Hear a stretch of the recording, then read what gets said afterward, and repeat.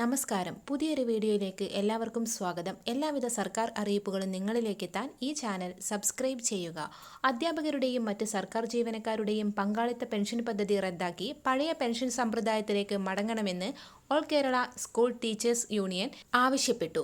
പങ്കാളിത്ത പെൻഷൻ പദ്ധതി റദ്ദാക്കുക, മെഡിസെപ് സർക്കാർ ഏറ്റെടുക്കുക തുടങ്ങിയ നിരവധി ആവശ്യങ്ങൾ ഉന്നയിച്ച് ജനുവരി 22 നടക്കുന്ന ജീവനക്കാരുടെ സൂചനാ പണിമുടക്ക് വിജയിപ്പിക്കാൻ സമ്മേളനം തീരുമാനിച്ചു. 2025 ഫെബ്രുവരി 1 അവതരണത്തിനൊരുങ്ങുന്ന കേന്ദ്ര ബജറ്റ് EPFO വരിക്കാർക്ക് ഒരു ഗെയിം ചേഞ്ചർ ആകുമെന്നാണ് വിലയിരുത്തൽ.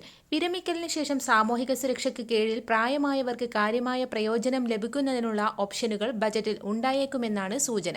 EPFO ജീവനക്കാർക്ക് അവരുടെ PF ഫണ്ട് പെൻഷനാക്കി മാറ്റാൻ കഴിഞ്ഞേക്കുമെന്ന് വിദഗ്ധർ പറയുന്നു. അതായത് റിട്ടയർമെന്റ് ജീവിതത്തിൽ ഉയർന്ന പെൻഷനായുള്ള സാധ്യതകൾ തെളിയുന്നുവെന്ന് അർത്ഥം. നിലവിൽ പല PF പെൻഷൻകാർക്കും വളരെ കുറഞ്ഞ പെൻഷൻ മാത്രമാണ് ലഭിക്കുന്നതെന്ന് ആക്ഷേപമുണ്ട്. അതിന് കാരണം ജോലി സമയത്തെ കുറഞ്ഞ വിഹിതമോ കുറഞ്ഞ സർവീസ് കാലയളവോ ആണ്. കൂടുതൽ വിഹിതം നൽകാൻ തയ്യാറായിരുന്നവർക്ക് പോലും അതിന് കഴിയാതെ പോയ സാഹചര്യമുണ്ടായിരുന്നു. നിലവിൽ ലഭ്യമായ റിപ്പോർട്ടുകൾ പ്രകാരം വരുന്ന ബജറ്റിൽ സർക്കാർ സാമൂഹിക സുരക്ഷയുമായി ബന്ധപ്പെട്ട് ഒരു വലിയ പ്രഖ്യാപനം നടത്തിയേക്കാമെന്നാണ് പ്രതീക്ഷിക്കുന്നത്. സാമൂഹിക സുരക്ഷാ പദ്ധതിയുടെ വ്യാപ്തി വിപുലീകരിക്കുന്നതിനുള്ള ഓപ്ഷനുകൾ ഇതിനോടകം തൊഴിൽ മന്ത്രാലയം പരിഗണിക്കുന്നുണ്ടെന്ന് വിഷയവുമായി അടുത്ത വൃത്തങ്ങൾ പറയുന്നു. പുതിയ ഓപ്ഷനുകൾ തൊഴിലാളികൾക്ക് പലതരത്തിലുള്ള ആനുകൂല്യങ്ങൾ വാഗ്ദാനം ചെയ്യുന്നതായിരിക്കാം. ഇതിൽ പ്രധാനം EPFOയുമായി ബന്ധപ്പെട്ട തൊഴിലാളികൾക്ക് അവരുടെ PF ഫണ്ടിൽ നിക്ഷേപിച്ച തുക വിരമിച്ചതിന് ശേഷം പെൻഷനാക്കി മാറ്റാൻ കഴിഞ്ഞേക്കുമെന്നതാണ്. അതായത് വിരമിക്കൽ സമയത്ത് മതിയായ സമ്പാദ്യം കയ്യിൽ ഇല്ലെന്ന് തോന്നിയാൽ ഒരു ജീവനക്കാരന് തന്റെ PF സമ്പാദ്യം പെൻഷനാക്കി മാറ്റി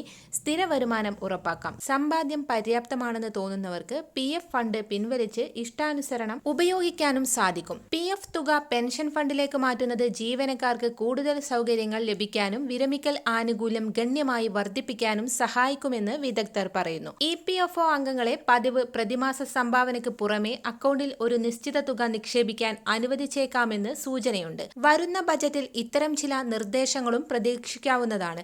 ഇതു യാഥാർത്ഥ്യമായാൽ അംഗങ്ങൾക്ക് PF അക്കൗണ്ടിലേക്ക് പ്രത്യേകം സംഭാവന നൽകി ഫണ്ട് വർദ്ധിപ്പിക്കാനും സാധിക്കും. സാമ്പത്തിക ഞെരുക്കം നേരിടുന്ന സർക്കാർ ഇക്കാര്യത്തിൽ വിദഗ്ധരുടെ നിലപാടിനോട് യോജിക്കാനുള്ള സാധ്യത കൂടുതലാണ്. എല്ലാവിധ സർക്കാർ അറിയിപ്പുകളും നിങ്ങളിലേക്ക് എത്താൻ ഈ ചാനൽ സബ്സ്ക്രൈബ് ചെയ്യുക.